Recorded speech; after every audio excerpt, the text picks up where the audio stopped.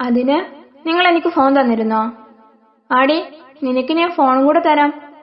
പിന്നല്ലാതെ, ഞങ്ങളുടെ അവിടെയൊക്കെ കല്യാണം കഴിഞ്ഞ പെൺകുട്ടികൾക്ക് ഭർത്താക്കന്മാരെ ഫോൺ കൊടുക്കണ്ടേ? എനിക്ക് കല്യാണത്തിന് മുന്നേയും ഫോണില്ല, ഇപ്പോഴും ഇല്ല. എന്റെ തലയിലെഴുത്ത്, അല്ലാതെ എന്തു പറയാൻ?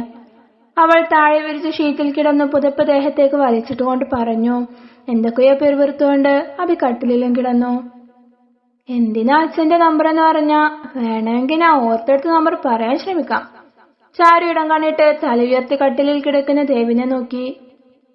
അപ്പോ നീ എന്നെ മനഃപൂർവ്വം പൊട്ടം കളിപ്പിക്കുകയാണല്ലേ? ഞാനങ്ങനെ ചെയ്യോ? ആവശ്യം എന്റേതായിപ്പോയി, അതുകൊണ്ട് മാത്രം ഞാനിപ്പോ നിന്നെ വെറുതെ വിടുന്നു. അല്ലെങ്കിൽ ഇപ്പൊ ഇയാളെന്നെ പിടിച്ചങ്ങ് വീഴുങ്ങും. ചാരു പതിയെ പറഞ്ഞു. എന്താടി, നീ എന്തെങ്കിലും പറഞ്ഞോ? ഞാനൊന്നും പറഞ്ഞില്ലേ. നാളെ വരദയുടെ എൻഗേജ്മെന്റിന് അവരെ ക്ഷണിക്കാൻ വേണ്ടിയാ നമ്പർ. ആവശ്യം അറിഞ്ഞല്ലോ, ഇനി മര്യാദക്ക് നമ്പർ പറയേ. അവരെ എൻഗേജ്മെന്റിന് വിളിക്കുകയോ? അതൊന്നും വേണ്ട, അതിന്റെ ആവശ്യമൊന്നുമില്ല. അവളോട് അത്രയും വലിയൊരു ചതി ചെയ്ത അവരുടെ മുഖം ഇനി ഒരിക്കലും കാണരുത് എന്ന് അവൾ ആത്മാർത്ഥമായി ആഗ്രഹിച്ചിരുന്നു.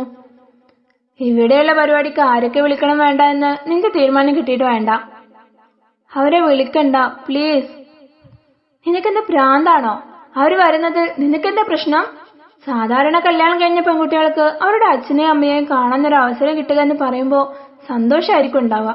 ഇതെന്ത് ജന്തുവാണോ ആവോ? ഒരു കാലത്ത് ജീവനെ പോലെ കണ്ടവർ പെട്ടെന്ന് അവരുടെ ആരുമല്ലാതായതോർത്തപ്പോ ചാരുവിന്റെ കണ്ണുകൾ നിറഞ്ഞു. പക്ഷേ ഇനി ഒരിക്കലും പഴയ പോലെ അവർക്ക് അവളുടെ ഉള്ളിൽ ഒരു സ്ഥാനമുണ്ടാവില്ല എന്ന് ചാരുവിന് ഉറപ്പായിരുന്നു. പറയടി, അവരെ വിളിക്കുന്നത് നിനക്ക് എന്താ പ്രശ്നമെന്ന്? അത് പിന്നെ, നിങ്ങൾക്കൊരു കുഞ്ഞുണ്ടായാൽ അവസാനിക്കേണ്ട ബന്ധമല്ലേ ഇത്? അപ്പോ പിന്നെ വെറുതെ ഇതിന്റെ ഒന്നും ആവശ്യമില്ലല്ലോ, അതുകൊണ്ട് പറഞ്ഞതാ. അത് തന്നെയാ ഞാനും വിചാരിച്ചത്.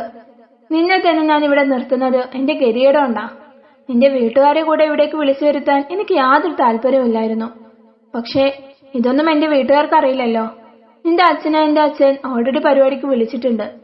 ഞാനും കൂടെ വിളിച്ച് ക്ഷണിക്കണമെന്നാ അച്ഛന്റെ കൽപ്പന. അതെന്തായാലും അനുസരിച്ചേ പറ്റൂ. വേറെ വഴികളില്ലാത്തത് കൊണ്ട് ഒട്ടും ഇഷ്ടമില്ലാതെയാണെങ്കിലും ചാരു അച്ഛന്റെ നമ്പർ പറഞ്ഞു കൊടുത്തു. അടുത്ത ദിവസം രാവിലെ ചാരു പതിവ് പോലെ നേരത്തെ എഴുന്നേറ്റ് കുളിയും പ്രാർത്ഥനയും എല്ലാം കഴിഞ്ഞ് താഴെ ഡെക്കറേഷൻ ആൻഡ് ഇവന്റ്സിന്റെ ആളുകൾ രാവിലെ 7 മണിയാകുമ്പോഴേക്കും എത്തിയിട്ടുണ്ടായിരുന്നു. ചാരു, ഡ്രസ് ചേഞ്ച് ചെയ്തിട്ട് ഇനി താഴേക്ക് പോര്. മേക്കപ്പ് ഹെയറും എല്ലാം സന്ധ്യ ചേച്ചി ചെയ്തു തരും.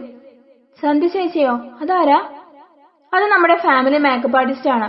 അവിടെ എന്ത് ഫംഗ്ഷൻ ഉണ്ടെങ്കിലും എല്ലാവരെയും ഒരുക്കാറ് ചേച്ചിയാണ്. അയ്യോ, എനിക്ക് അതിന്റെ ആവശ്യമൊന്നുമില്ല വരദ. ഈ മുടി ഒന്ന് ചീകിയൊതുക്കി കണ്ണെഴുതി കുറച്ച് പൗഡർ ഇട്ട എന്റെ മേക്കപ്പ് കഴിഞ്ഞു. പിന്നെ കാരണമാത്തന്നൊരു ഭംഗിയും കോലൊക്കെ ഉണ്ടായതുകൊണ്ട് എനിക്ക് മേക്കപ്പിന്റെ ഒന്നും ആവശ്യമില്ലെന്നേ. ചാരു ഒന്ന് വിളിച്ചുകൊണ്ട് കാണിച്ചു കൊടുത്തു. അതൊന്നും പറ്റില്ല മോളെ. സംഭവം എന്റെ ഏട്ടത്തി സൗന്ദര്യത്തിലൊന്നും ഒരു കോംപ്രമൈസും ഇല്ല. പക്ഷേ മാളിയേക്കൽ തറവാട്ടിലെ മരുമകളെ കണ്ട ആളുകൾ പ്രൗഢിയോടെ നോക്കണം. നിന്നെ കാണാൻ ഇന്നിവിടെ ഒരുപാട് ആളുകളുണ്ടാവും. എനിക്ക് അങ്ങനെയുള്ള ആഡംബരങ്ങളിലൊന്നും ഒരു താല്പര്യവും ഇല്ല മോളെ. വെറുതെ അമ്മയുടെ വാലിരിക്കുന്നത് കേൾക്കണ്ടെങ്കിൽ താഴേക്ക് വന്നോ. പിന്നെ നിനക്ക് ഗോൾഡൊന്നും ഇടാൻ ഇഷ്ടമില്ലെങ്കിൽ എന്റെ അടുത്തൊരു സിമ്പിൾ ഡയമണ്ട് ചോക്കർ ഉണ്ട്, അതിട്ടാ മതി. നിനക്ക് എടുത്ത പർപ്പിൾ കളർ ലെഹങ്കയിലേക്ക് അത് നല്ല ചേർച്ചയുണ്ടാവും. അവൾ പറഞ്ഞതെല്ലാം തലയാട്ടി സമ്മതിച്ചുകൊണ്ട് ചാരു ഡ്രസ്സ് മാറ്റാനായി മുറിയിലേക്ക് പോയി. അവിടെ എത്തിയപ്പോ ദേവ് ഡ്രസ്സിംഗ് എല്ലാം കഴിഞ്ഞ് പുറത്തേക്ക് ഇറങ്ങിയിരുന്നു. അവനിട്ടിരിക്കുന്ന ഷർട്ടിന്റെ കളർ കണ്ട് ചാരു ഒരു നിമിഷം അന്താളിച്ചു നിന്നു. ഇങ്ങനെ പ്രതിമ പോലെ നിൽക്കാതെ മുമ്പിൽ നിന്ന് മാറടി.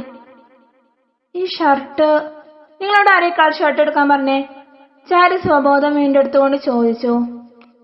എന്റെ ഫേവറേറ്റ് കളർ പർപ്പിൾ ആണ്.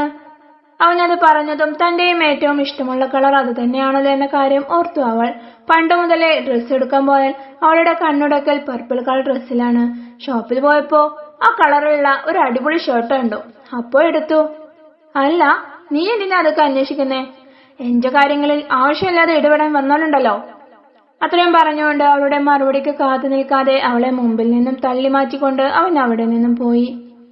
ഈശ്വര, ഇനിയിപ്പോ ഞാനും പർപ്പിൾ കളർ ലെഹങ്ക ഇട്ടുകൊണ്ട് ചെന്ന അയാളെന്നെ കടിച്ചു കീറുമല്ലോ. അവൾ പിറുപിറുത്തുകൊണ്ട് മുറിയിൽ കയറി ഡ്രസ്സ് മാറ്റി. ചാരു താഴേക്ക് വന്നപ്പോഴേക്കും വരദയുടെ ഒരുക്കമെല്ലാം കഴിഞ്ഞിട്ടുണ്ടായിരുന്നു. അല്പസമയങ്ങൾക്കുള്ളിൽ തന്നെ ആരുഷും വീട്ടുകാരും അവിടെ എത്തി. ചടങ്ങുകളെല്ലാം ആരംഭിച്ചു. അവർ കുടുംബക്കാരും ആരുഷിന്റെ കൂട്ടുകാരും എല്ലാം കൂടെ ഒരു 100 പേരെങ്കിലും ഉണ്ടാവും. ദേവ് അവർക്കിടയിൽ ആരെയോ കാര്യമായിട്ട് തിരയുന്നത് ചാരു ശ്രദ്ധിച്ചു. ആരെയാണ് നോക്കുന്നത് എന്ന് അവനോട് പോയി ചോദിക്കണമെന്ന് ചാരുവിന് തോന്നിയെങ്കിലും അതിനുള്ള ധൈര്യമില്ലാത്തത് കൊണ്ട് അവൾ ചോദിച്ചില്ല. 6 മാസത്തിനു ശേഷം നവംബർ 6-ാം തീയതിയിലെ നല്ലൊരു മുഹൂർത്തത്തിൽ അവരുടെ വിവാഹം നിശ്ചയിച്ചു. ചടങ്ങ് നടക്കുമ്പോഴൊക്കെ ചാരു ദേവിന്റെ കണ്ണിൽ പെടാതെ ഓരോരുത്തരുടെ മറവിൽ നിൽക്കുകയായിരുന്നു. അപ്പോഴാണ് ദക്ഷിണ വെക്കാനായി സഹോദരനെയും ഭാര്യയെയും അവിടേക്ക് വിളിച്ചത്. ചാരു പോവാൻ മടിച്ചെങ്കിലും പോകാതിരുന്നാൽ അത് അതിനേക്കാൾ വലിയ പ്രശ്നമാണെന്ന് അറിയാവുന്നതുകൊണ്ട് അവൾ ദേവിന്റെ അടുത്ത് പോയി നിന്നു. പക്ഷേ അവൻ അവളെ നോക്കിയതേയില്ല. ആരുഷും വരദയും അവരുടെ കാലിൽ തൊട്ട് അനുഗ്രഹം വാങ്ങി. ചടങ്ങ് കഴിഞ്ഞവർ പുറകിലേക്ക് നീങ്ങി നിന്നു.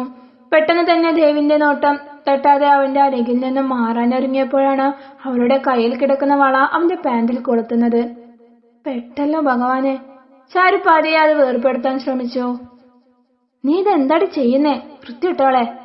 അവന്റെ പാന്റിലുള്ള അവളുടെ കൈ കണ്ട ദേവ് അവളെ തെറ്റിദ്ധരിച്ചു. അപ്പോഴാണ് അവൻ അവളുടെ ഡ്രസ്സും ആ ഡ്രസ്സിലുള്ള അവളുടെ ഭംഗിയുമെല്ലാം ശ്രദ്ധിക്കുന്നത്. പർപ്പിൾ കളറിലുള്ള ലെഹങ്കയും അതിലെ ഷോൾ 2 കൈകളിലുമായി തൂക്കിയിട്ടിരിക്കുന്നതും അവളുടെ ഭംഗി വർദ്ധിപ്പിച്ചിരുന്നു. ഒരു നിമിഷം അവളുടെ മനോഹരമായ മുഖത്തു നിന്നും ശരീരത്തു നിന്നും കണ്ണെടുക്കാൻ കഴിയാതെ അവൻ അങ്ങനെ നിന്നുപോയി. പെട്ടെന്ന് തന്നെ അവൻ സ്വബോധം വീണ്ടെടുത്തു. അവളുടെ വള പാന്റിൽ കൊളുത്തി നിൽക്കുകയാണെന്ന് അറിയാതെ അവൻ അവളുടെ കൈ പിടിച്ച് കുടഞ്ഞു. അതിന്റെ ശക്തിയിൽ അവളുടെ കയ്യിൽ കിടന്ന വളകൾ കഷ്ണങ്ങളായി പൊട്ടിപ്പോയി. ചാരുവിന്റെ കൈ മുറിഞ്ഞ് ചോര വരാൻ തുടങ്ങി. ഹാ, എന്റെ കൈ! ചാരു വേദന കൊണ്ട് പുളഞ്ഞു. അവിടെ ചടങ്ങുകൾ നടക്കുകയായിരുന്നതുകൊണ്ട് അവൾക്കൊന്നും ഉറക്കെ കരയാൻ കൂടെ കഴിഞ്ഞില്ല. അവൾ സ്വയം വായ പൊത്തിക്കൊണ്ട് പിടഞ്ഞു. എന്താ ഇത്? ചാരുവിന്റെ കയ്യിൽ നിന്നും രക്തം വരുന്നത് കണ്ട് അവൻ ചെറുതായൊന്ന് പേടിച്ചിരുന്നു. എന്റെ വള നിങ്ങളുടെ പാന്റിൽ കുടുങ്ങിയതായിരുന്നു, അവൾ ടവൽ കൊണ്ട് ചോര വരുന്ന ഭാഗം പൊത്തിപ്പിടിച്ചുകൊണ്ട് പറഞ്ഞു. ഷേ, അതായിരുന്നോ? ഞാൻ കരുതി. നിങ്ങൾ എന്ത് കരുതിയെന്ന്? നിനക്ക് എന്നാൽ ഇത് ആദ്യമേ വായ തുറന്ന് പറഞ്ഞൂടായിരുന്നോ? അതിന് നിങ്ങൾ സമയം തരണ്ടേ? ഇനിയിപ്പോ സാരമില്ല. വേണമെങ്കിൽ ഞാൻ കോട്ടയം വെച്ച് കെട്ടിയൊരു തരം മുറിയിലേക്ക് വാ. ഓ വേണ്ട, നിങ്ങൾ തരുന്ന വേദനകളൊക്കെ സഹിക്കാൻ ഞാൻ ബാധ്യസ്ഥയല്ലേ. നിങ്ങൾക്ക് എന്നെ തല്ലുകയോ കൊല്ലുകയോ എന്ത് വേണമെങ്കിലും ചെയ്യാലോ. ഇതിപ്പോ കയ്യിലെ ചെറിയൊരു മുറിവല്ലേ. ഇതിനേക്കാൾ വലിയ വേദനകൾ സഹിച്ചുകൊണ്ടിരിക്കുന്ന എനിക്ക് ഇതൊന്നും ഒരു വിഷയമല്ല. എന്റെ അടുത്ത് നിന്ന് അറിയാതെ പറ്റിയതല്ലെന്ന് വെച്ച് ചോദിച്ചതാണ്. അതിന് നീ ഇത്രയും വലിയ ഫിലോസഫി ഒന്നും പറയണ്ട. നിന്റെ സെന്റിമെന്റ്സ് കേട്ട് എനിക്ക് നിന്നോട് മനസ്സലിവ് തോന്നുമെന്നും കരുതണ്ട. എനിക്ക് നിങ്ങളുടെ മനസ്സലിവും വേണ്ട, ഒരു മണ്ണാങ്കട്ടയും വേണ്ട. എത്രയും പെട്ടെന്ന് ഇനി ജയിലിൽ നിന്നും മോചിപ്പിച്ചാൽ മതി. ചാരു അവന് മുന്നിൽ കൈകൂപ്പി. നീ എന്തിനാടി കുരിപ്പേ എന്റെ ഷർട്ടിന്റെ കളർ ഡ്രസ് ഇട്ടിരിക്കുന്നേ? നിന്റെ ചാട്ടം കട്ടാണെന്നൊക്കെ എനിക്ക് മനസ്സിലാവുന്നുണ്ട്. ഇങ്ങനെ ഓരോന്ന് ചെയ്താ എന്റെ സ്നേഹം കിട്ടുമെന്ന് വിചാരമുണ്ടെങ്കിൽ അത് വേണ്ട. ഓ പിന്നെ, ഇയാൾ വലിയ ഗന്ധർവനല്ലേ. തന്റെ സ്നേഹം കിട്ടാൻ ഞാൻ ഓരോന്ന് ചെയ്യാൻ വേണ്ടിയിട്ട്. ഒന്ന് പോടോ. തന്നെ പോലെ ഒരാളുടെ സ്നേഹം എനിക്ക് വേണ്ട. ഈ ജന്മം ഞാനത് ആഗ്രഹിക്കില്ല.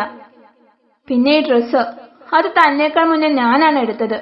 നിങ്ങൾ ഈ കളർ ഷർട്ടാണ് എടുക്കുന്നതെന്ന് അറിഞ്ഞിരുന്നെങ്കിൽ ഞാൻ ഒരിക്കലും ഇത് എടുക്കില്ലായിരുന്നു. ഓ, ഞാൻ വിശ്വസിച്ചു. ഇയാളെ വിശ്വസിക്കണമെന്ന് എനിക്കൊരു നിർബന്ധമില്ല. പയ്യന്റെ സഹോദരി എവിടെ? അടുത്തത് രണ്ടുപേരും അവരുടെ കാലിൽ തൊട്ട് അനുഗ്രഹം വാങ്ങണം.